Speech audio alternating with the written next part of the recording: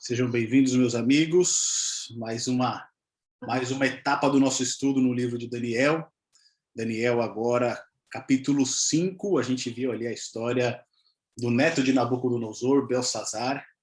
E a gente viu realmente ali que filho de peixe, peixinho é, né?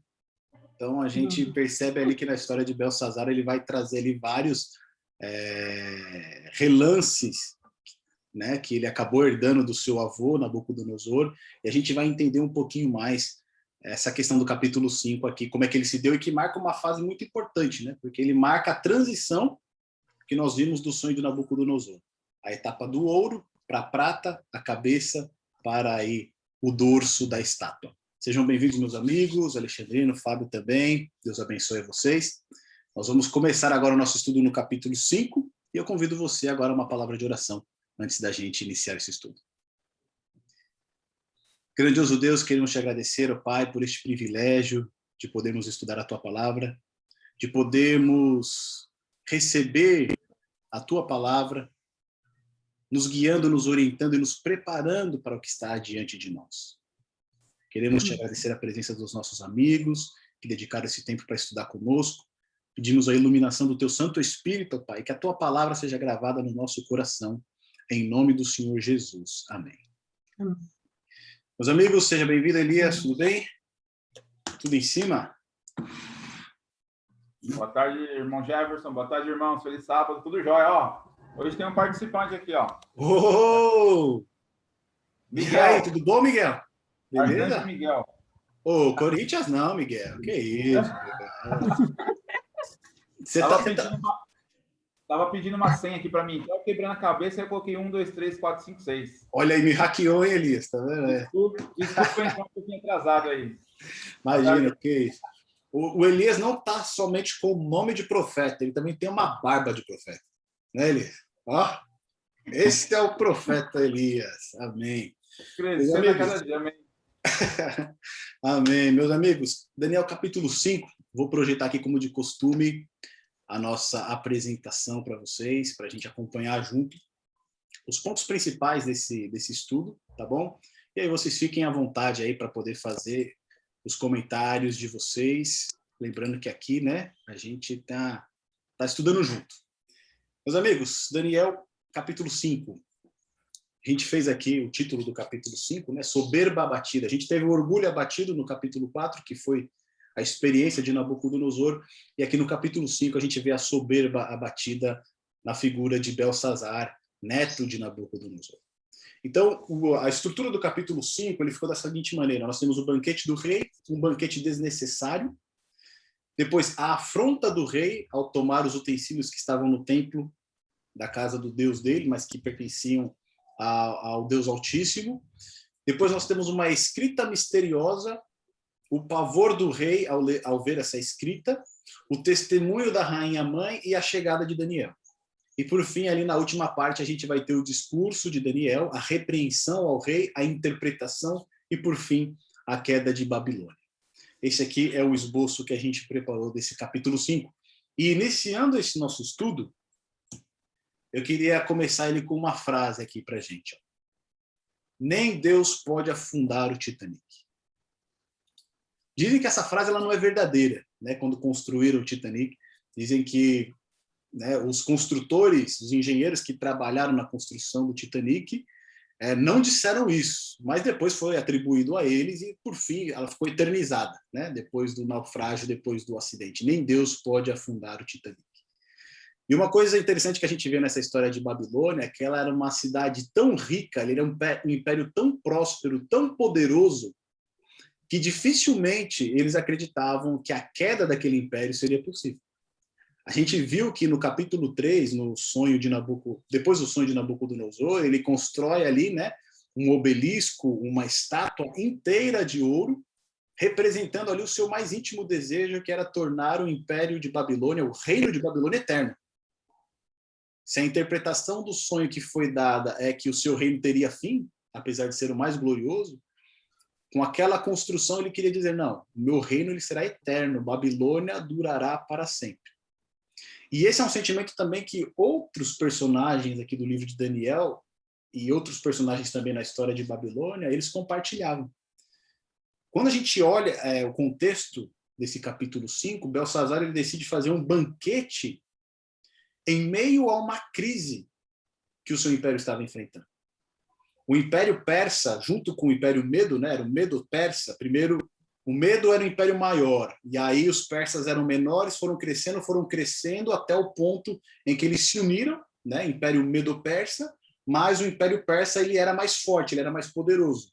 Do lado do Império Medo você tinha Dário, que no caso ali ele tem um outro nome, né? Dário é o título que ele recebe, e do lado do Império Persa você tem Ciro, o Grande, né? Então, eles se unem e começam ali já alguns ataques, eles haviam destruído a Lídia, eles começam os ataques à Babilônia, e mesmo em meio a essa crise que o Império Babilônico está sofrendo, Belsazar decide fazer uma festa, ele decide fazer uma comemoração. E um dos pontos interessantes que ele decide fazer essa comemoração está aqui, ó. Eu quero mostrar para vocês. Nesse próximo slide, que é uma representação, né, da cidade de Babilônia. E a gente vai ver, ele é uma cidade enorme, né, uma metrópole para aquelas épocas, totalmente murada, com o rio Eufrates passando no meio da cidade. E aí alguns historiadores levantam essa questão da cidade de Babilônia, eles dizem o seguinte: os muros de Babilônia eles tinham cerca de 120 metros de altura e 30 metros de largura, ou seja, eram muralhas praticamente intransponíveis. Né? Um cerco ali, naqueles tempos antigos, até conseguir criar alguma brecha nessa muralha, até conseguir, né, atacar essa muralha, ele levaria muito tempo. Enquanto isso, ele estaria sendo atacado pelo exército de Babilônia ali, que estavam naquelas muralhas protegendo a cidade. Como eu disse, o rio Eufrates ele cortava a cidade ao meio, né? Ele era protegido ali na parte das muralhas por portões, e esses portões ali garantiam que ninguém conseguiria entrar pelo rio. Né? E fora isso, ele abastecia a cidade. Portanto, o que a gente tem aqui é, né, o rio cortando a cidade ali, fornecendo água para as pessoas que estão lá dentro, eles poderiam ficar tempos lá dentro, né, sem serem ameaçados por um cerco que estaria em torno da cidade. E o último ponto que eles destacam aqui é que os armazéns da cidade eles estavam abarrotados, garantindo a provisão daquela cidade por muitos anos. Ou seja, eles poderiam ficar ali trancafiados, sem nenhum problema, né, tranquilos, porque nenhum exército inimigo conseguiria entrar facilmente através desses muros de Babilônia e vencer ali essa defesa que eles possuíam. Talvez isso deva ter trazido uma sensação de falsa, né, de segurança para Belsazar. Ele pensa, puxa vida, ninguém vai conseguir invadir aqui. Os persas, né, os medos e os persas estão se aproximando, mas não tem nenhum problema, eles não vão invadir aqui Babilônia. Babilônia será eterna. Né? Nenhum exército conseguirá vencer estes muros, essas fortificações. Então seria uma ideia meio que de Titanic. Né? Nem mesmo Deus poderia derrubar Babilônia. Essa era a ideia que a gente acaba extraindo dessa atitude de Belsazar. Agora vamos para o texto bíblico, olha só. Lá em Daniel, no capítulo 5, do verso 1 até o verso 3, é nos dito o seguinte. Eu vou pegar aqui no fone para ficar melhor. Mas lá no verso 1 até o verso 3, nos é dito o seguinte. O rei Belsazar deu um grande banquete a 1000 dos seus senhores e bebeu vinho na presença dos 1000. Havendo Belsazar provado o vinho, mandou trazer os vasos de ouro e de prata que Nabucodonosor, seu tirado do templo que estava em Jerusalém, para que bebessem neles o rei, os seus príncipes, as suas mulheres e concubinas. Então trouxeram os vasos de ouro que foram tirados do templo da casa de Deus, que estava em Jerusalém, e beberam neles o rei, os seus príncipes, as suas mulheres e concubinas. Aqui tem um fato interessante, né, que a gente vê que essa festa aqui, organizada por Belsazar, ela é totalmente desnecessária. Né? No momento em que eles estavam vivendo, no momento de crise, quem é que pensaria em dar um banquete? Quem é que pensaria em chamar 1000 convidados para beber vinho, né, e participar dessa festa que, quando a gente olha na história, ela é mais parecida com uma orgia. Né? E por que isso? porque ele também estavam presentes não somente as suas mulheres, mas também concubinas, né? E a gente entende que concubinas é uma parceira que, né, esses homens de destaque eles tinham, mas não necessariamente era sua mulher, né? Então todos ali se embriagando, todos ali participando, né, de uma glutonaria e também de atos de obscenidade e imoralidade.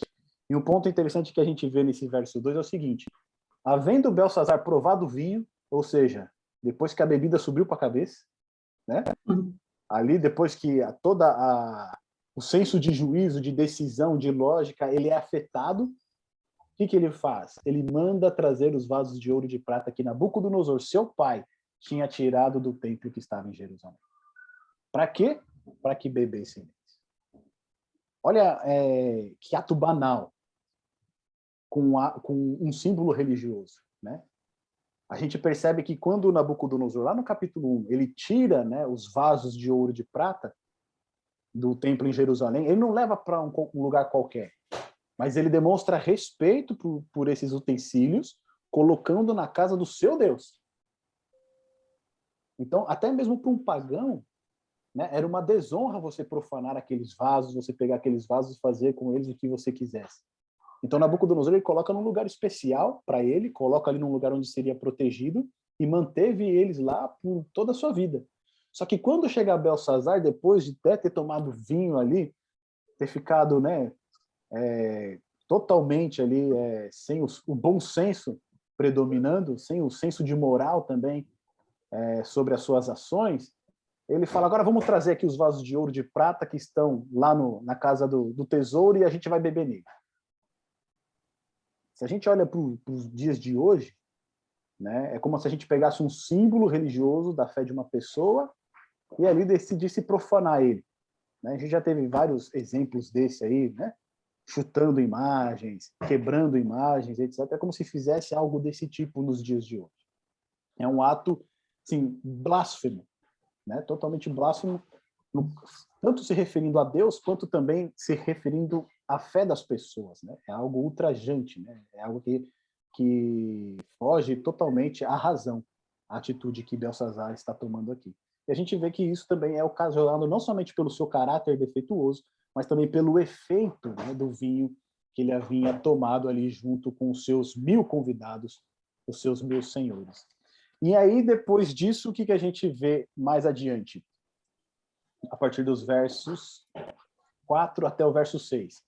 Beberam vinho e deram louvores aos deuses de ouro, de prata, de bronze, de ferro, de madeira e de pedra. E quando a gente vê essa sequência aqui no verso 4, a gente lembra de uma coisa, né? Olha só. Deuses de ouro, prata, bronze, ferro, madeira e pedra. Quando a gente olha lá para Daniel capítulo 2, o sonho de Nabucodonosor, a gente tem ouro, prata, bronze, ferro, barro, misturado com ferro, e por último a gente tem a pedra no sonho, né? Aqui, já no capítulo 5, o que a gente vê? Eles bebendo e dando louvores a deuses de ouro, de prata, bronze, de ferro, de madeira e de pedra. Aqui, no caso, o barro ele é substituído pela madeira. Mas o fato de Daniel narrar esse ponto aqui, nessa sequência, justamente significa que Belsazar ele estava fazendo uma paródia do sonho do seu avô. Então, meu avô teve um sonho com uma estátua que era dividida em metais, que simbolizava a interpretação, era a sucessão de reinos. Que nada, aqui estão os nossos deuses de ouro, de prata, bronze, ferro, madeira, e Babilônia vai continuar existindo para sempre. Então, eles tomam os utensílios que eram sagrados para o povo judeu, né? Eles profanam esses utensílios que pertenciam ao templo de Deus, e ainda eles zombam do sonho profético que Nabucodonosor havia tido.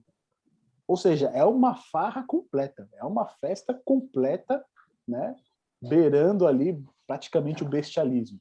E ali no verso 5 diz o seguinte: na mesma hora apareceram os dedos de mão de homem e escreviam defronte do castiçal na caiadura da parede do palácio real, e o rei via a parte da mão que estava escrevendo. Mudou-se então o semblante do rei, e os seus pensamentos turbaram, as juntas do seu lombo se relaxaram, os seus joelhos batiam um no outro. E é interessante esse ponto aqui que Nabucodonosor não, de Belsazar, esse relato que Daniel faz, né? Que ele beira ser cômico, né? Porque num instante ele está curtindo, ele está farreando, ele está se embriagando, ele está ali com as suas mulheres e concubinas, e num outro momento ele está completamente apavorado, ao ponto dos seus joelhos bater um no outro. Você já viu, Fábio, alguém nessa situação do joelho bater um no outro? Só em desenho. Parece um desenho, né, que ele está falando aqui, no né? Chaves, né? Parece. Se fosse o Chaves, eu diria que ele teve um piripaque nesse momento. Né? Ele teria um piripaque. Na hora que ele vê ali aquela escrita na parede, ele dá o piripaque lá e fica paralisado. Mas olha que coisa impressionante, né? Imagina se colocando nessa situação, né? Você está ali no meio de uma festa, no meio de uma comemoração, uma celebração, todo mundo festejando, e de repente começa uma escrita na parede, e ali você consegue ver a mão que escreve, mas não vê o restante, né? E aquela escrita ali fica permanente. Não é à toa que o rei aqui, Belsazar, ele fica completamente atordoado, perturbado. Né? E aí entra um ponto interessante. Por que muda o semblante do rei dessa maneira? Porque ele sabe que ele está fazendo algo errado. Apesar de toda essa situação, né, de festa, de comemoração, e tá bebendo, e tá ali afetado pelo álcool do vinho, né, ali, na hora que ele vê aquela situação, toca ali um alerta na mente dele, na consciência dele, e ele fala, puxa vida, tem algo de errado aqui. Eu acho que a gente foi longe demais. Porque a própria, né, expressão dele demonstra isso. É uma expressão de medo. Ele está completamente aterrorizado com essa situação. E aí a gente avança, né, no texto que diz o seguinte: gritou o rei com força que se introduzissem novamente o quê? Os astrólogos, os caldeus, os adivinhadores. E parece que Babilônia, ninguém aprende, né? A gente vê essa história se repetindo, né? Chama os astrólogos, os caldeus, os adivinhadores. Isso traz um ponto interessante, meus irmãos, que assim, muitas vezes a gente fica ouvindo os especialistas a respeito do futuro do mundo, do futuro da nação. Né? O que vai acontecer no futuro aqui que está diante de nós. Aí vem o especialista em ciência e fala. Aí vem o especialista em política e ele fala também a respeito daquilo, o que ele acha que vai ser o futuro. E em certa medida eles podem ter razão, eles podem estar certos em alguns pontos, eles podem ter a verdade em alguns pontos. O que a gente percebe no texto bíblico é que somente a palavra de Deus tem a palavra final com relação ao destino da humanidade. Não adianta. A gente pode consultar os especialistas nas mais diversas áreas e querer saber o que vai acontecer no futuro, o que está acontecendo neste momento, mas a grande verdade é que somente a palavra de Deus nos revela a história completa. Não adianta. Os astrólogos, caldeus, adivinhadores são introduzidos novamente ao rei e ele diz: qualquer que ler este escrito e me declarar a sua interpretação será vestido de púrpura e trará uma cadeia de ouro ao pescoço, e no reino será o terceiro governante. Então a gente vê aqui, né, ele seria ali dada toda a pompa para essa pessoa que trouxesse a interpretação para o rei. E a gente vê de novo um problema de interpretação. Né? Nesse período que a gente vê de Babilônia, a interpretação ela está constante. Né? Com Nabucodonosor, agora com Belsazar, eles não conseguem discernir os sinais, eles não conseguem discernir os eventos que estão acontecendo. E novamente isso traz uma questão importante para nós. Os especialistas, né, os políticos, os governantes, eles não conseguem nos dar uma interpretação correta do que está acontecendo e do que está diante de nós. Eles podem ter uma parte da verdade, mas toda a verdade nós só encontraremos na palavra de Deus. Olha só o que é dito no verso 8. Então, entraram todos os sábios do rei, mas não puderam ler o escrito e nem fazer saber ao rei a sua interpretação. Alguns especialistas dizem que o texto que foi escrito na parede, ele foi escrito em aramaico. Então, eles sabiam o que significavam as palavras, mas eles não conseguiam entender o significado delas. Estava fora de ordem. Eles não conseguiam entender aquilo ali como que poderia ter uma informação, né, relevante. Para eles era um monte de letras ali que estavam em aramaico escrita, mas eles não conseguiam dar um significado para elas. E aí então o rei Belsazar perturbou-se muito e mudou-se do semblante, ou seja, Belsazar ele começa a ficar ainda mais nervoso, mais aterrorizado com essa situação. Então, esse pânico de Belsazar começa a passar também para as outras pessoas, porque os senhores também eles estavam o quê? Sobressaltados. Olha só, então, que a gente vê a partir do verso... Deixa eu ver aqui. No verso 10. Onde entra em cena a rainha, né? A rainha mãe. A rainha, por causa das palavras do rei e dos seus senhores, entrou na casa do banquete e respondeu dizendo: ó rei, vive para sempre. Não te perturbem os teus pensamentos, nem se mude o teu semblante. Não se preocupe com isso. Há no teu reino um homem no qual há o Espírito de Deus e santos. E ali ela vai dar todo o currículo de Daniel. Essa rainha que é introduzida aqui na sala onde estava acontecendo esse banquete, eles dizem que tem duas opções. Ou ela era viúva de Nabucodonosor, que era rainha-mãe, então por isso ela tinha, né, essa permissão de entrar na presença do rei, entrar na sala sem ser chamada. Ou então ela seria a filha de Nabucodonosor e mãe de Belsazar. Então existem essas duas opções aqui em que os historiadores e os teólogos debatem a respeito de quem seria essa rainha que entra na presença de Belsazar, mas a maioria aponta que ela seria a viúva de Nabucodonosor, né? Teria presenciado todos os fatos, tanto, né, que depois ela narra que no tempo do teu pai, Nabucodonosor, né, Daniel foi uma pessoa importante ali, foi constituído o mestre dos magos, dos astrólogos. Então, ela conhece a história de Nabucodonosor, então é mais provável que ela seja a viúva de Nabucodonosor, e por isso ela se apresenta diante do rei, mesmo sem ser chamada. Então, quando ela faz menção de Daniel, o rei manda chamar Daniel. Só que aqui tem um ponto muito interessante, que é o seguinte: o nome do rei é Belsazar. O nome de Daniel, qual que era lá em Babilônia? Vocês lembram? Belsazar, né? Uhum. Aqui está Beltesazar, né? Mas esse aqui é um ponto interessante, porque esse Beltesazar foi o próprio Daniel que escreve, porque o nome dele era Belsazar. Só que para não fazer uma honra ao rei Bel, ele coloca o T junto. Então, quando ele se refere a ele escrevendo, ele coloca Beltesazar. Mas o nome de Daniel, lá na Babilônia, era Belsazar. Era o mesmo nome do rei. E isso leva um ponto interessante, que o rei ele tinha o mesmo nome de Daniel, mas no momento em que ele vê a escrita na parede, ele não chama Daniel. E é difícil, né? Você, por exemplo, você tem uma pessoa que tem o mesmo nome que você. Né? Essa pessoa foi uma pessoa importante no reinado do seu avô. Ela estava constituída sobre todos os magos, sobre todos os astrólogos, e num momento como esse, né, ele já tinha a fama de interpretar essas questões difíceis, você não chama ele, mesmo ele tendo o mesmo nome que você. O caso aqui, Belsazar está fugindo daquilo que ele sabe que é iminente. É mais ou menos a atitude de Nabucodonosor lá no capítulo 4, quando ele tem o sonho, que ele já tinha ideia do que representaria aquele sonho, mas meio com medo de ouvir a verdade. Olha só, então, no verso 13, como que Belsazar se refere a Daniel.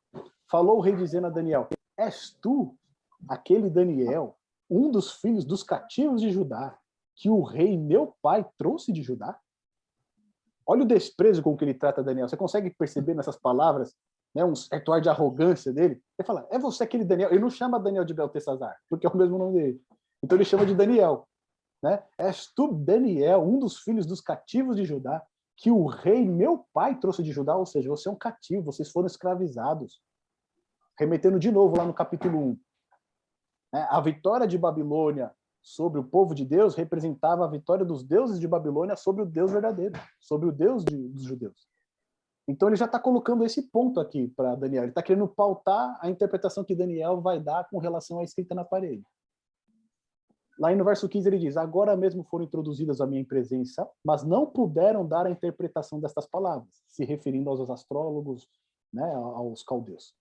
E aí no verso 16: eu, porém, tenho ouvido dizer de ti que podes dar interpretação e resolver dúvidas. Agora, se puderes ler este escrito e fazer-me saber sua interpretação, serás vestido de púrpura e terás cadeia de ouro ao pescoço, e no reino será o terceiro governante.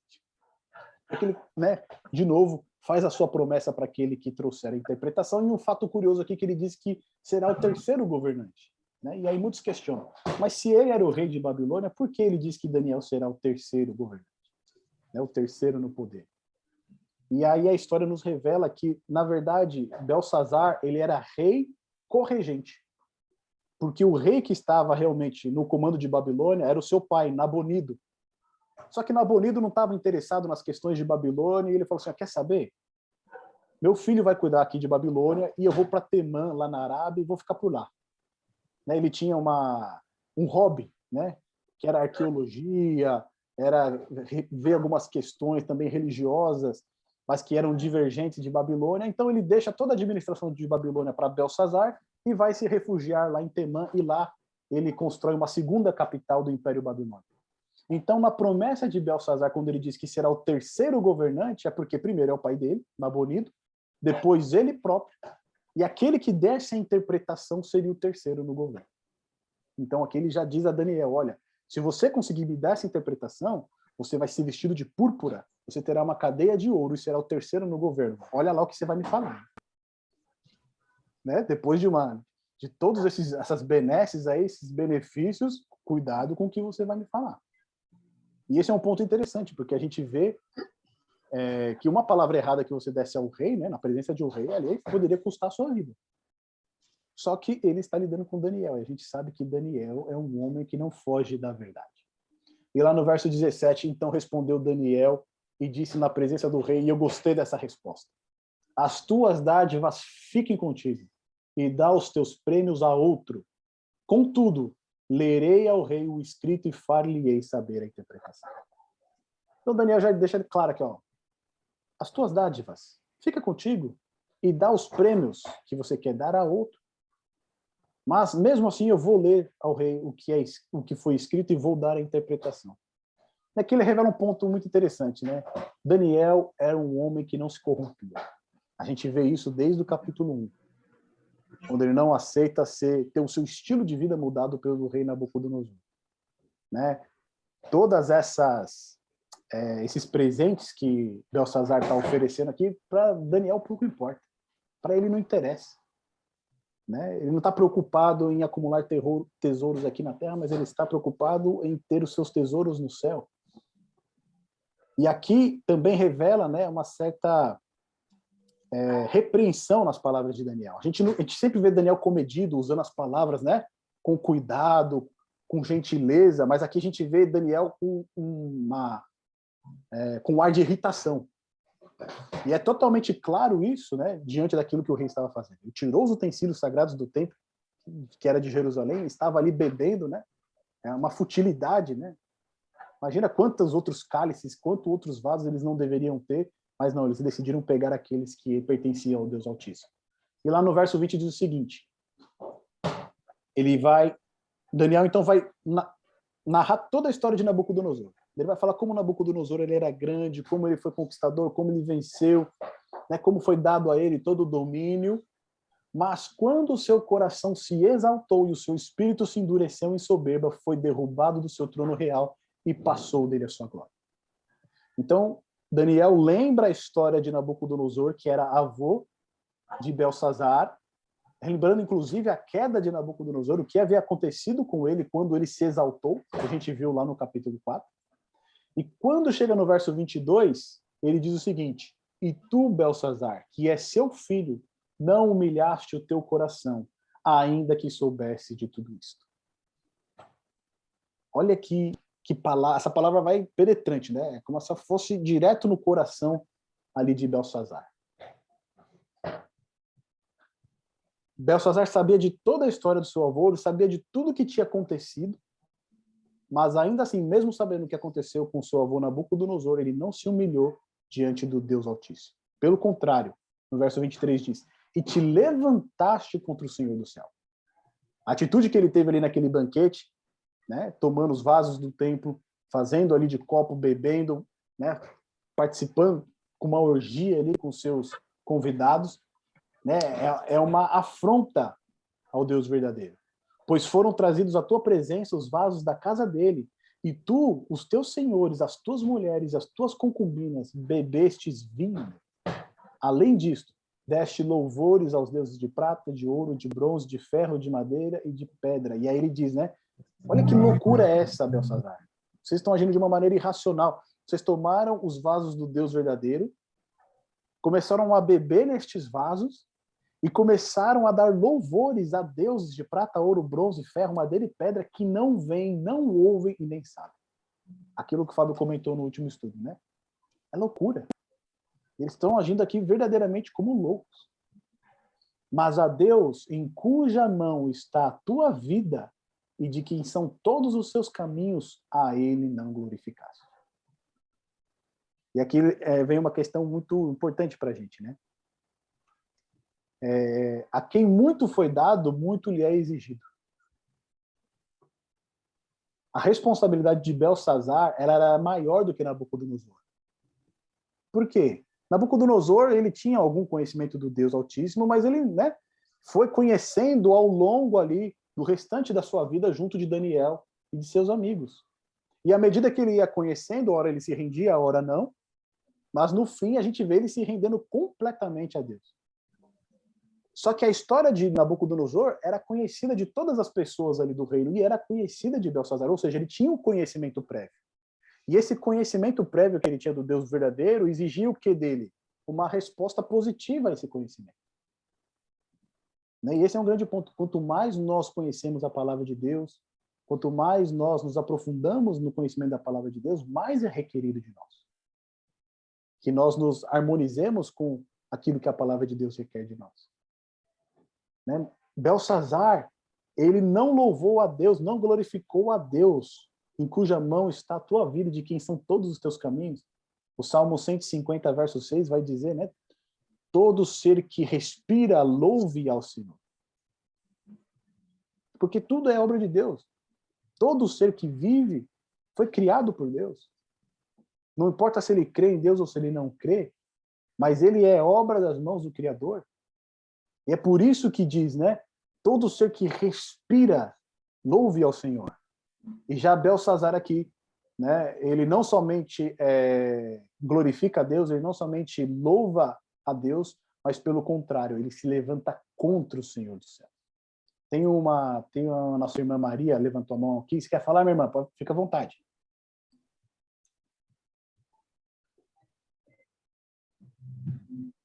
Qualquer coisa depois pode colocar aqui de novo, tá? Então a gente vê essa atitude de... Pode falar, minha irmã. Pode ligar o microfone e pode fazer sua pontuação.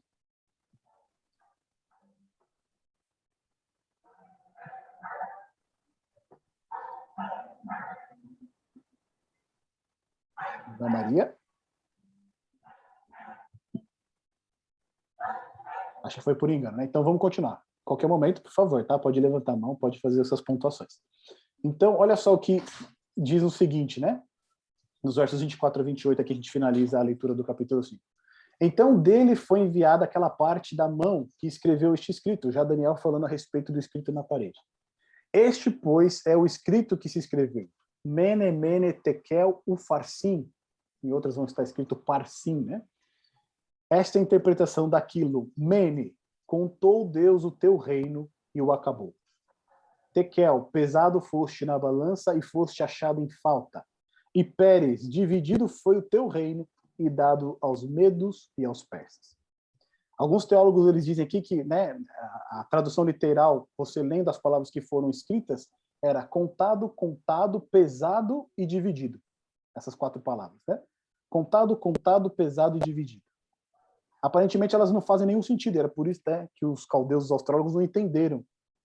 Mas um fato curioso é o seguinte, Belsazar, ele era um grande comerciante em Babilônia, além de ser rei. Ele comercializava lã em Babilônia e ele, como um bom comerciante, quando Daniel leu essas palavras para ele no sentido correto, ele já entendeu o que tinha acontecido. Porque contado, contado, pesado e dividido seria como se fosse dito queima de estoque. Ou seja, está tudo em liquidação. E o que está em liquidação? O que está, né, queimando o estoque ali? É o reino de Babilônia. Ou seja, eles foram contados, foram pesados, e no momento em que foram pesados, eles foram achados em falta. Por conta disso, o reino deles foi dividido e foi entregue aos medos e aos persas. Então, na hora que Daniel lê, né, essa escrita na parede com o sentido correto, ali, naquele momento, Belsazar, ele já entende o que está para acontecer, e ali ele até já diz, né? Então mandou Belsazar que vestissem a Daniel de púrpura e que lhe pusessem uma cadeia de ouro no pescoço e proclamassem a respeito dele que havia de ser o terceiro no governo do seu reino. No verso 30 diz: naquela noite foi morto Belsazar, rei dos caldeus. E Dário, o medo ocupou o reino, sendo da idade de 62 anos. Aqui a gente vê a queda de Babilônia, e a gente vê aqui também a transição do sonho de Nabucodonosor. A primeira etapa, a cabeça de ouro para o dorso de prata. E um ponto muito interessante que a gente vê aqui, meus amigos, é o que está escrito lá no livro de Isaías e no livro de Jeremias.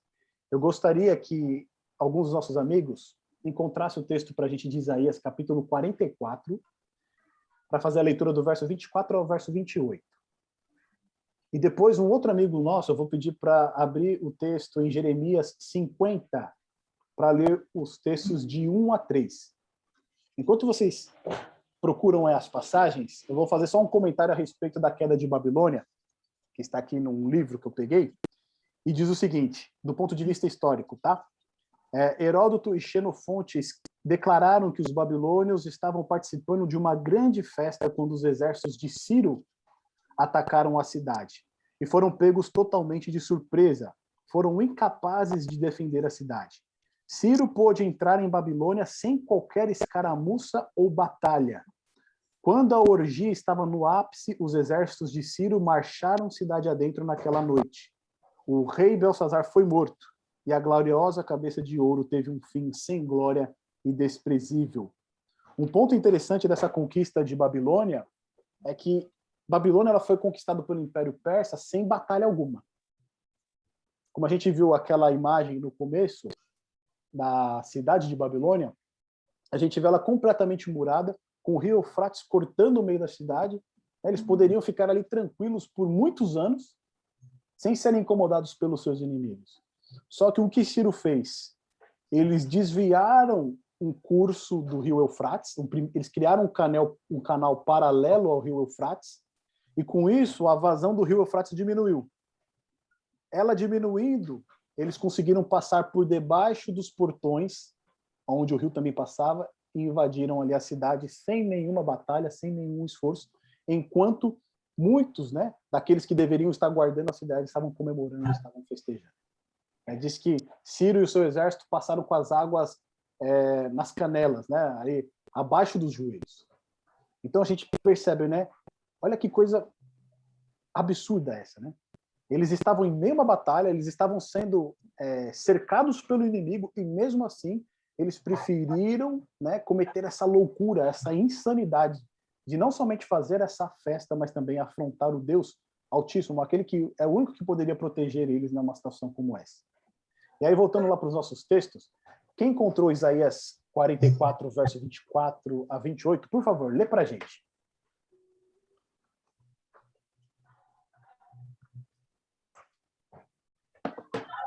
Amém? Pode ler, irmão. Assim diz o Senhor, que te redime, o mesmo que te formou desde o ventre materno. Eu sou o Senhor, que faço todas as coisas, que sozinho estendi os céus e sozinho espraiei a terra, que desfaço os sinais dos profetizadores de mentiras e enlouqueço os adivinhos, e faço tornar atrás os sábios, cujo saber converto em loucuras, que confirmo a palavra do meu servo e cumpro o conselho dos meus mensageiros, que digo de Jerusalém. Ela será habitada, e das cidades de Judá, elas serão edificadas, e quanto às suas ruínas, eu as levantarei, que digo a profundeza das águas. Seca-te, e eu secarei os teus rios. Que digo de Ciro, ele é meu pastor, e cumprirá tudo o que me apraz. Que digo também de Jerusalém, será edificada, e do templo será fundado.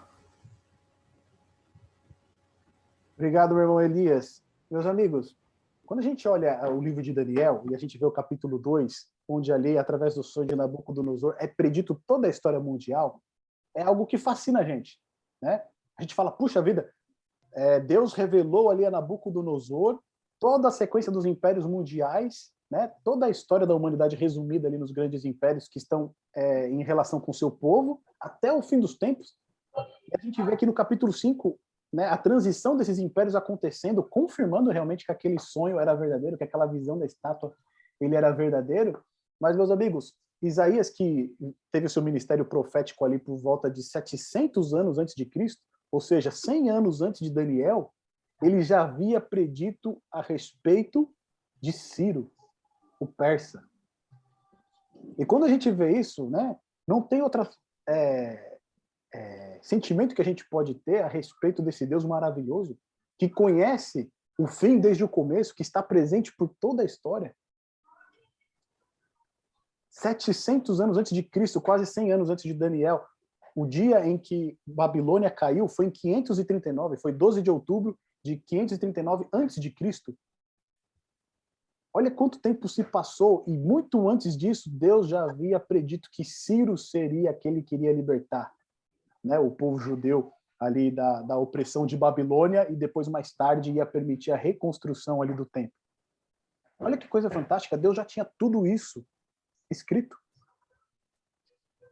Agora, olha outra coisa interessante. Quem que encontrou para a gente Jeremias 50, verso de 1 a 3? Quem encontrou pode ler, por favor.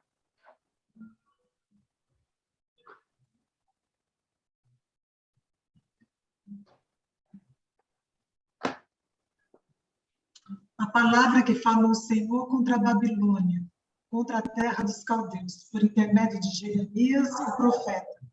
Anunciai entre as nações e fazei ouvir, e arvorai o estandarte, fazei ouvir, não encobrais, dizei, tomada está a Babilônia, confundido está Bel, espatifado está Merodach, confundidos estão os seus ídolos e quebrados estão as suas imagens, porque subiu contra ela uma nação do norte, que fará da sua terra uma solidão, e não haverá quem nela habite. Tanto homens como animais fugiram e se foram. Olha isso. Esse trecho de Jeremias, capítulo 50, ele foi escrito em 500 o ministério de Jeremias, né, ele escreveu por volta esse texto de 594 a 593 a.C., aproximadamente. Né? Ou seja, já era um período ali em que Daniel estava contemporâneo a Daniel, mas mesmo assim, ele já havia dito que iria acontecer a Babilônia. E como seria essa queda? Né? Uma grande nação virá do norte, e foi exatamente do norte que o exército de Ciro veio e conseguiu a invasão sobre Babilônia, né? Sem nenhuma ofensiva por parte de Babilônia, sem nenhuma resistência, né? Sem nenhum ferrolho atrapalhando. Não. Deus foi adiante, como se abrisse o caminho para eles, né? Tiveram a ideia de desviar o curso do rio, entraram sem nenhuma resistência e aí derrubaram o Império de Babilônia. Ou seja, mesmo quando a gente olha em Daniel, a gente fica maravilhado como que as profecias se cumprem, né? No livro de outros profetas, anos antes, muitos anos antes desses ocorridos, já havia sido profetizado a queda desse grande império.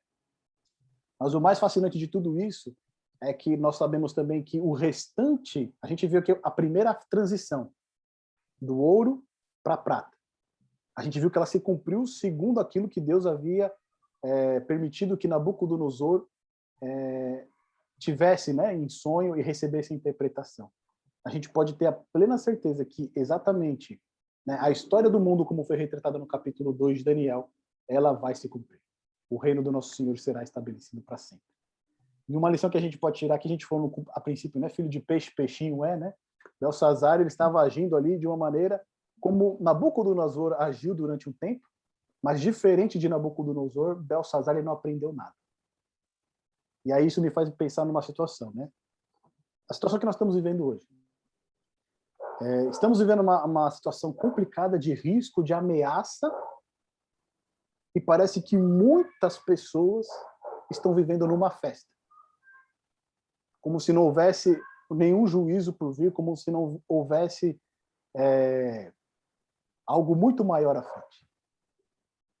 Mesmo com todos os sinais à nossa volta, mesmo com todas essas coisas acontecendo que não são normais, né, de se acontecer, por mais que já tenham acontecido anteriormente na história, mas a palavra de Deus indica que nos últimos dias nós passaríamos ainda mais por essas situações com uma frequência ainda maior, e parece que muitas pessoas ainda estão vivendo numa festa, como Belsazar, né? E quando elas acordarem, poderá ser tarde demais. Fábio, faz seus comentários aí do capítulo 5 para a gente, por favor, meu amigo.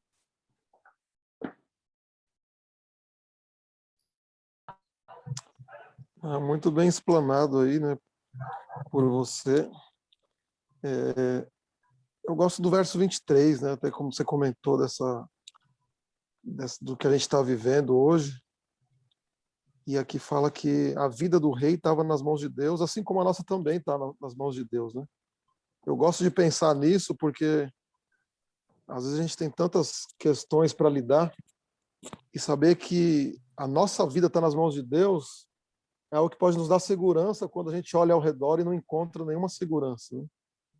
Então eu gosto muito desse verso 23, que a nossa vida está na mão de Deus, nossos caminhos estão na mão de Deus. E vejo também aqui como o capítulo 5 ele fala de um juízo, né? Um juízo contra aquela nação, contra o rei, contra aquela nação, e fala que o Belsazar ele tinha muitos problemas, né, de caráter, morais, e aí ele foi pesado e achado em falta, ali foi um juízo.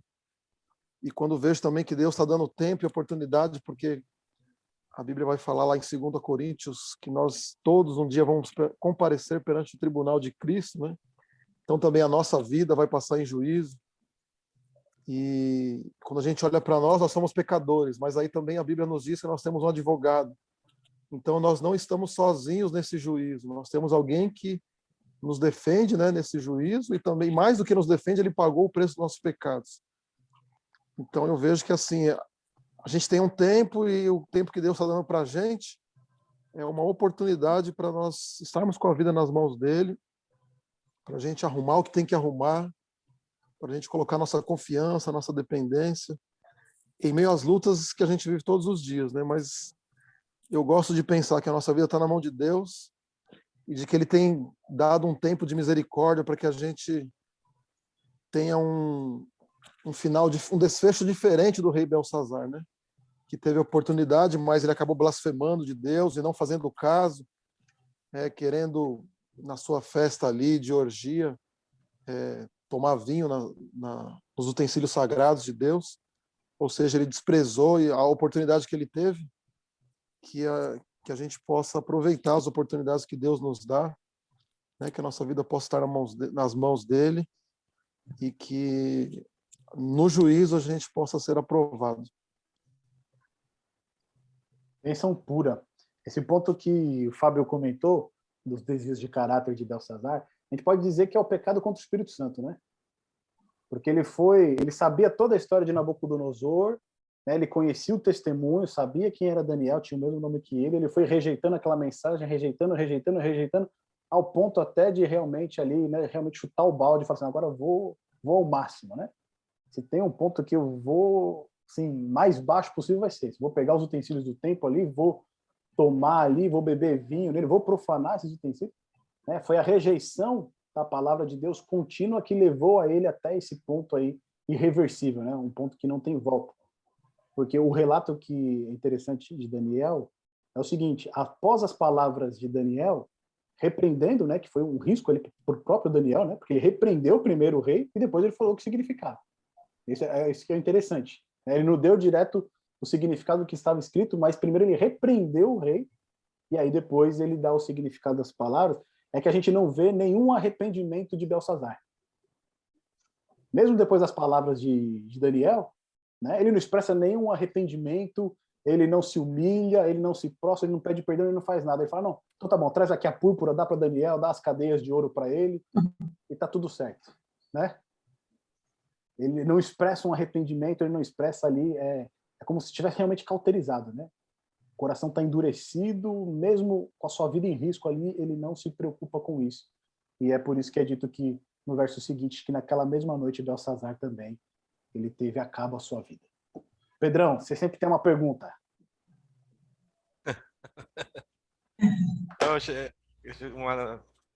Quando eu li esse capítulo, eu percebi que ele é bem curto, né? Eu tinha começado no começo. historicamente ele é bem curto, né? Porque tem a parte do rei, ele encontrou, por exemplo, em relação aos anteriores, né?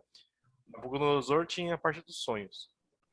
Esse daí foi a mensagem na parede, né? A escritura na parede.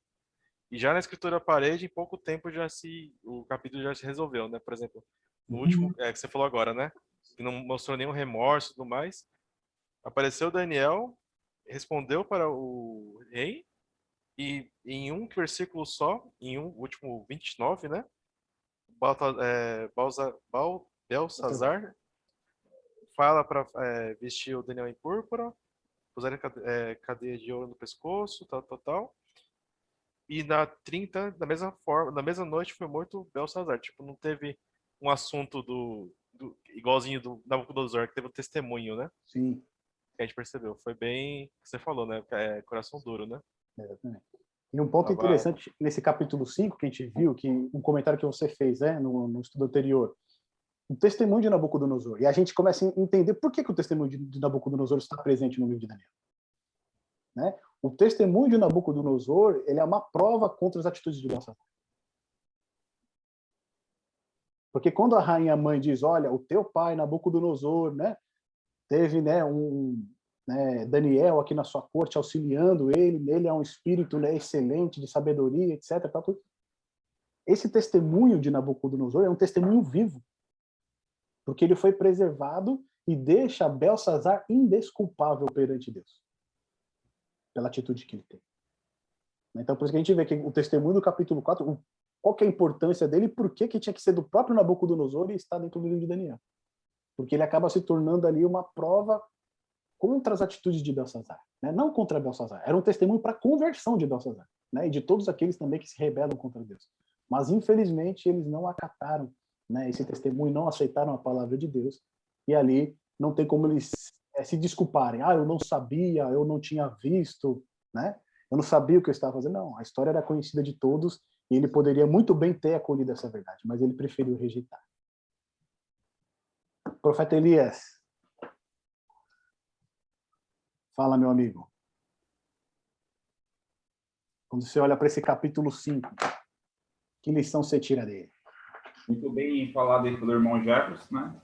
Professor Fábio, Pedro. Eu sempre costumo pôr a nossa realidade, né? Que a gente falou aqui agora. E você vê, a teimosia passou do pai para o filho. A exemplo do pai, ele deu tempo de, né, sofrer, no capítulo 4, comer do campo, né, junto com os animais, cresceu o cabelo, cresceu as unhas, né, foi humilhado, né? Deus humilhou para ele aprender quem é Deus, o Deus verdadeiro, né? Deu tempo dele se converter, mas você vê que passou para outras gerações, né? E como hoje tem pessoas que passam, né, o nosso orgulho dos políticos que não acreditam, né? A gente vive essa briga política, essa briga pelo poder, né? Quem está certo, eu estou certo, eu estou errado, a vacina não resolve nada, né? Estudos, doutores, né, como o irmão Jefferson falou, da ciência, você vai acreditar nos doutores da ciência que estudam dia e noite, PhD, já não se sabe por que da quinta mutação, da quarta, da terceira, vai vir a terceira onda, né? E a gente sempre ouviu acreditar, o futuro a Deus pertence, e a Deus pertence mesmo, né? A gente acorda no dia de hoje pela graça de Deus. Sim. Né? Como nós ouvimos hoje um pouquinho, né, uma alusão também ao culto da manhã, para o pastor Maurício, a desobediência, né? A desobediência do ser humano gera uma mazela, gera um pecado, né? Gera uma causa, né? E a gente tem que acreditar em Deus. É a fé, né? Temos que obedecer pela fé, né?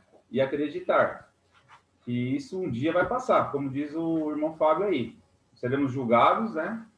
Mas que, se Deus quiser, conseguiremos a graça e a vitória, né? Seremos livres através de Jesus Cristo, nosso advogado. Mas é como... É cômico, né? Ouvindo os noticiários, eu já nem estou ouvindo muito mais, porque você acaba ficando doido. Rio de Janeiro libera as praias na semana, agora liberou aos finais de semana, e mesmo dessa mesma reportagem você ouve assim, está liberado aos finais de semana, mesmo com o número de leitos em alta.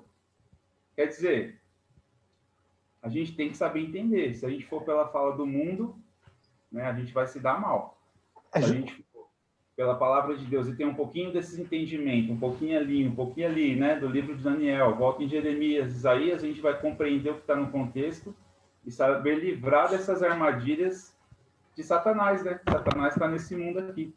Com certeza. Então é muito rico e aí vai dando sequência e assim, quanto mais a gente sabe, né? Quanto mais a gente tem o conhecimento, graças a Deus, né? A sabedoria de também poder estudar, perguntar para o pastor, para os irmãos, aqueles que têm um pouquinho mais de experiência, mais será cobrado, que a gente pode ajudar outras pessoas, né? A melhorar nesse contexto e a se livrar dessas garras, né? Porque o inimigo, ele está aí, né? Rugindo como um leão. E foi quando Daniel caiu na cova, porque as pessoas não estão satisfeitas, né? Com aquele que é do bem. Vamos tentar, de qualquer forma, derrubar ele. Vamos tentar, de qualquer forma, criar um decreto. Não dá spoiler não, irmão. Dá spoiler não. Aí parou para não pegar o capítulo. Mas não, assim, é quando chega uma pessoa no ambiente de serviço, na igreja, que fala a verdade, né? O sermão verdadeiro, que não passa a mão na cabeça, incomoda. Sim. Porque a verdade dói, né? Às vezes a gente paga alguns pecados na vida, como eu mesmo, né? Outros já cometeu alguns erros, por ser teimoso, né? Por ser... duvidar, né? Duvidar do que pode vir. E aí vem. Mas tem a chance, como o irmão Fábio falou, de se arrepender e melhorar. De não ser achado em falta, né? Não achar em falta. Misericórdia. Estava conversando ontem, a gente estava fazendo o culto aqui com os meninos, né? A gente estava conversando e aí a gente estava falando da balança, né?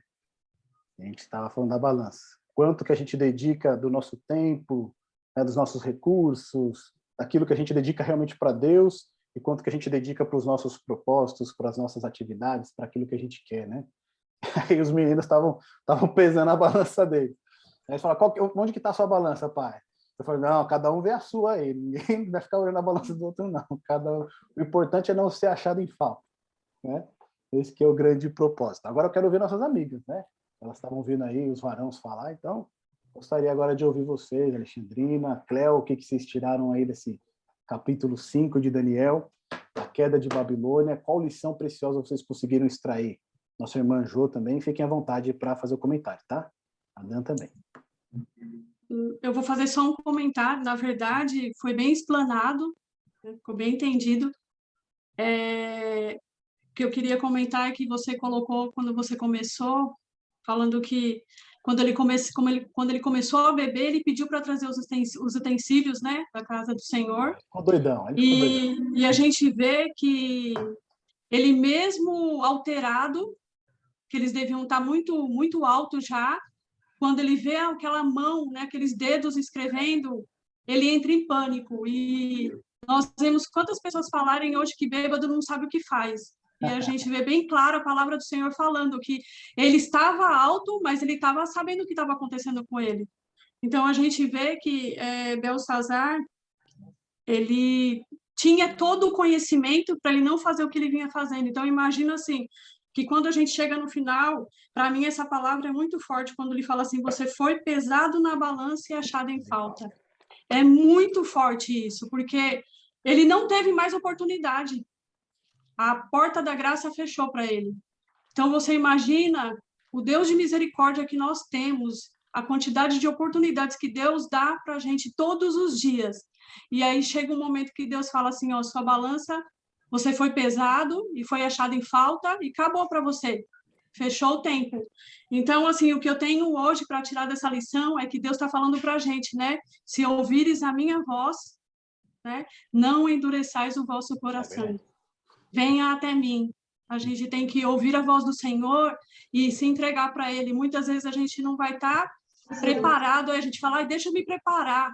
E a gente não tem que se preparar. A gente tem que ir, porque quem prepara é o Senhor, é o Espírito do Senhor, e a gente vê que Ele deixou claro aqui, e Ele fala, né, que os fiéis dEle, eles vão ter a revelação, né? Eles vão ter a revelação e vão conhecer os tempos. Então, a gente tem que aproveitar que o tempo é esse. Amém? Amém. E olha que ponto interessante que você colocou, né, Alexandrinha? O tempo é hoje, né? O dia, ele é hoje. Isso é fundamental, porque olha a história de Belsassar. Eles estavam lá comemorando, não, as muralhas aqui elas são intransponíveis, Babilônia é invencível, ninguém vai destruir a gente. Naquela mesma noite, acabou. Não teve uma outra oportunidade, né? Ele teve várias oportunidades ao longo da vida dele. Mas chegou naquele momento, acabou, c'est fini. Exatamente.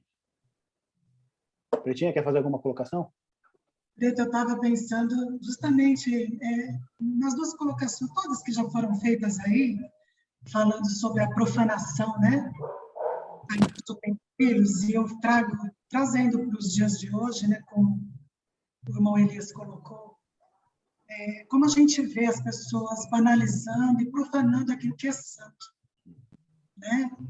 E a gente vive essa crise no momento onde eu penso, né? Eu não sou muito de assistir TV, acompanhar assim programas, mas que você via assim, né? Muitos conflitos com relação a isso, né? Os ataques, né? Aquilo que é sagrado, a fé das pessoas, aquilo que é santo.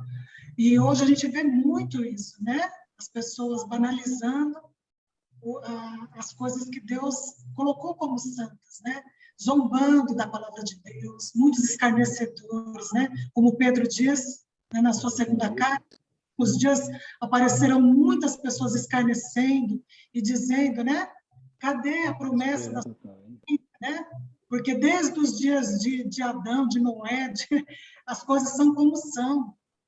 E, quer dizer, a Bíblia, então, ela relata todos esses exemplos para nossa advertência, né?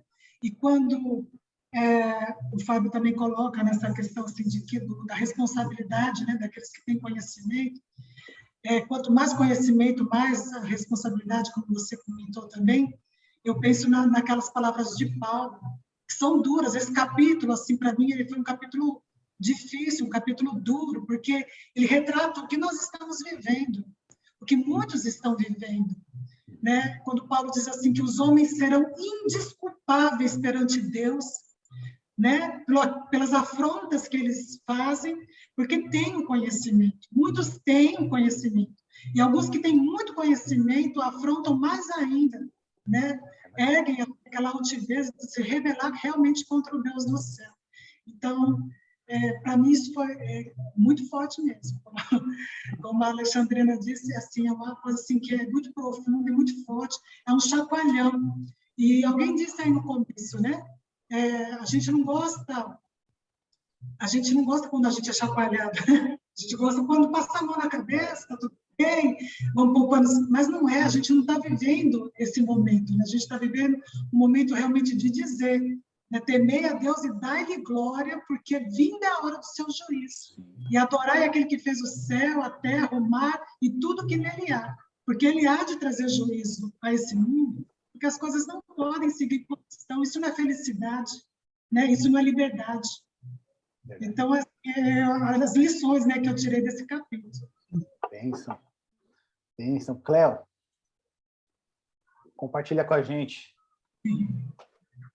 Então, assim, além de tudo que foi dito aí, com muita propriedade por vocês, fica muito claro a teimosia, né, deles. Eles são muito teimosos e, ao mesmo tempo que eles têm palavra, eles dizem para o Daniel fazer, né, interpretar o que eles precisam e eles cumprem. Eu vou te dar isso, eu vou te dar aquilo, mas eles não conseguem ter a mesma firmeza quando se trata em ter respeito em relação a Deus.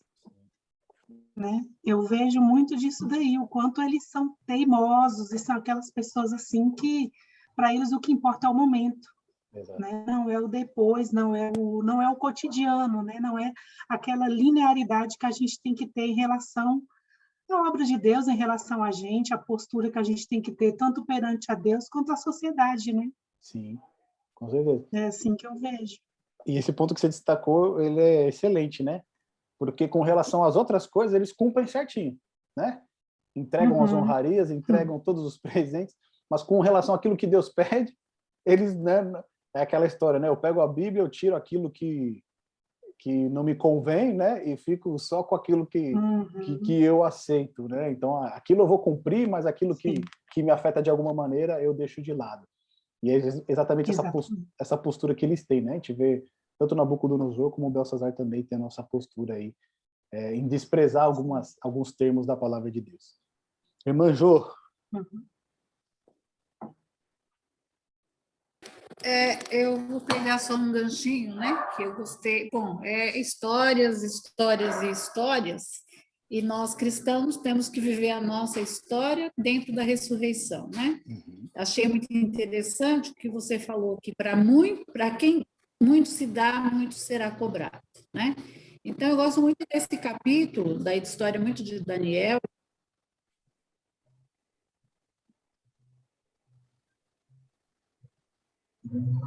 Bravo.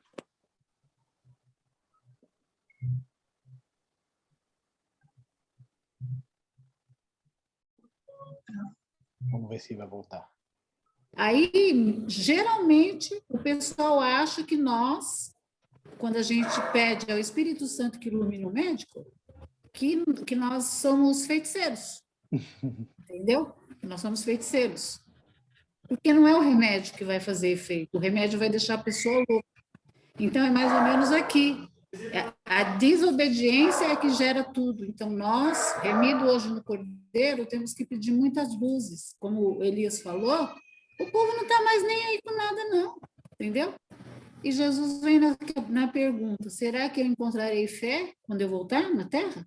Então, amados, dentro de tudo isso daí de Daniel, vamos vigiar e orar em muito, viu? Porque a coisa vai complicar dia por dia. Amém. Cortou um pouquinho ali, mas a gente conseguiu pegar ali o finalzinho ali, o desfecho que a irmã colocou para a gente. E esse é o ponto que a irmã Jo comentou para a gente, e o Fábio também disse, né? Lembrando que Cristo vem Ali está lá.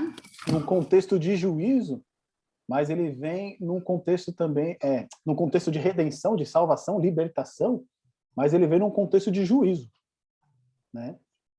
Ele vem num contexto de juízo. Na volta de Jesus, a gente só tem dois grupos, daqueles que serão remidos e daqueles que irão se perder, né? Não vai ter uma outra oportunidade, também não vai ter um terceiro grupo, são apenas dois grupos, né? É aqueles que foram pesados na balança e foram achados, né, bem, e aqueles que foram achados em falta. E diante disso, né, quando a gente avançar um pouquinho mais, daqui uns tempos, né, daqui um mês ou 2 meses, mais ou menos, né, Fábio? Quando a gente for para Apocalipse, a gente vai ver a queda de Babilônia espiritual, né? A gente está vendo aqui a queda da Babilônia literal, o reino de Babilônia caindo, mas a gente já viu Babilônia em Gênesis 11, ele afrontando a Deus, né, na construção da Torre de Babel. Então, Babilônia, ele é um símbolo de oposição a Deus. E a gente vai ver essa Babilônia espiritual, assim como existe o Israel espiritual hoje, nos nossos tempos, nós vamos também ver Babilônia espiritual, que está imperando hoje, que está reinando hoje também, a queda dela, como ela vai se dar. E vai ser algo semelhante ao que nós vimos aqui com a queda da Babilônia literal. Meus irmãos, mais algum ponto vocês gostariam de colocar? Alguma dúvida que ficou? Alguma questão que ficou meio nebulosa vocês gostariam de levantar? Fiquem à vontade, tá bom? Ô Jefferson, não tem dúvida, é só no finalzinho aí, quando você for orar, né? Colocar o nome de uma pessoa, é Helvi, né? Quem? É uma amiga nossa, Helvi. Helvi. Isso. Tá bom. Meu Deus do céu! Ela teve Covid e os sintomas pós-Covid porque ela está com tremedeira, esquecimento e falta de coordenação motora. Então, pedi para orar por ela aí. Difícil. Helvi, né? Jefferson, vou pedir então também para você orar pela irmã Cidinha, tá? Ela fez teste hoje e deu positivo. Deu positivo, mas né? ela está se sentindo bem, né? Então, mas vamos orar por eles. Amém. Amém, meus irmãos. Meus irmãos, próximo sábado às 16 horas, nós vamos ter aí o capítulo 6 de Daniel. O Elias já deu spoiler ali pra gente. Ele também é um capítulo curto, né? É lançado ali na Cova dos Leões, também é uma história bastante conhecida, mas é uma história muito emblemática, né?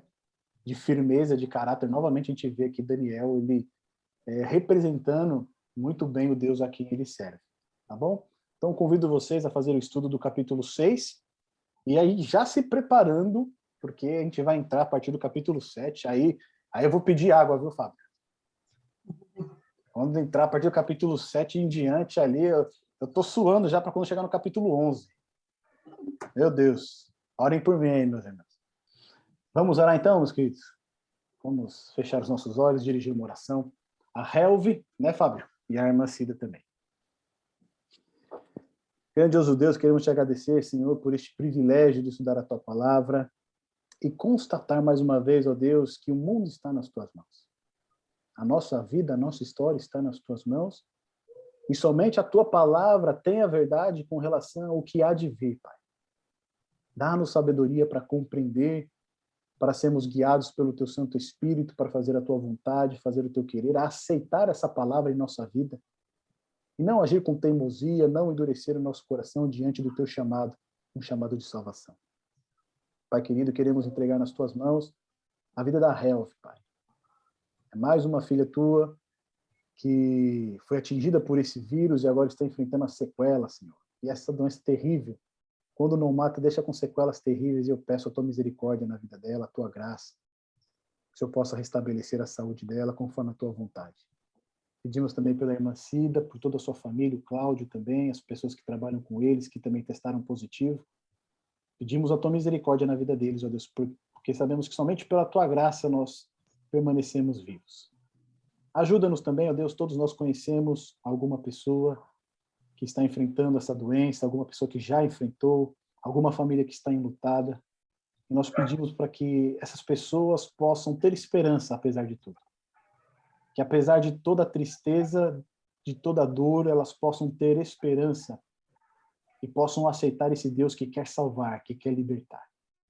Abençoa a vida de cada um dos teus filhos que se reuniram aqui nessa tarde. Que o Senhor abençoe a semana deles que está se iniciando ao fim desse sábado. Que o Senhor abençoe o lar deles e os proteja de todo mal. Que no próximo sábado nós podemos estar aqui reunidos novamente para mais uma vez abrir a tua palavra e permitir que teu Santo Espírito fale a nós. Obrigado por tudo que o Senhor tem nos dado, em nome de Jesus. Amém. Amém. Meus amigos, muito obrigado pela presença de vocês. Muito obrigado por essa partilha que nós tivemos aqui de ideias, né, de aprendizados que nós extraímos de Daniel capítulo 5. E realmente a gente vai, cada dia mais, né, cada semana a gente vai crescendo e vai aprendendo um pouquinho mais. Muito obrigado pela participação de vocês, tá bom? Uma boa semana. Olha, Deus Jefferson, dá abençoe. para fazer uma foto. Todo mundo abriu a câmera aí, ó. Dá, né? Aí, ó, fazer um print É. aqui, ó. Faz um print aí, ó. Vou fazer uma foto, gente. Todo mundo falando glória a Deus, hein? Olha só, Foi. gostei da sua biblioteca, viu, Alexandre? Você gostou dessa, Jefferson? Gostei. Essa aí tá melhor ainda. Essa daqui dá para levar para o céu, né? É. Você teve que aumentar, né? Eu percebi que você aumentou. Tive- Você teve mais livros, né? Agora você teve que aumentar. Né? Foi. Aí tô aumentando agora. Essa daqui não vai dar para emprestar para o pastor, não. Gente, fica com Deus, tá? Até mais. Uma boa semana para vocês. Que Deus abençoe. Tchau, tchau, gente. Até mais. Obrigada. Tchau, Valeu. tchau. Bem, tchau, tchau, irmãos. Valeu. Irmãs. Feliz sábado. Valeu, irmão Jefferson. Feliz sábado. Valeu. Tchau, tchau.